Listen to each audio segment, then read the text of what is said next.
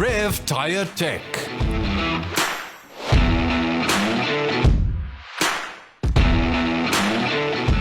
The first step is to remove, inspect and clean the tyre. This is done by Rev Tyre Tech trained technicians. Next, we prepare the tyre for coating by sanding the inner wall of the tyre so that our nano polymer bonds perfectly to the tyre and forms another layer of protection against punctures.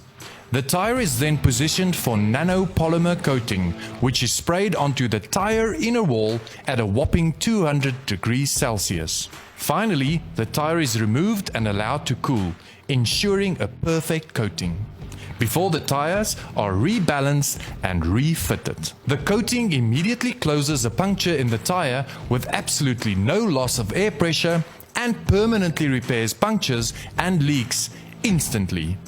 Rev Tyre Tech Pretoria East. Puncture-proof your tyres today.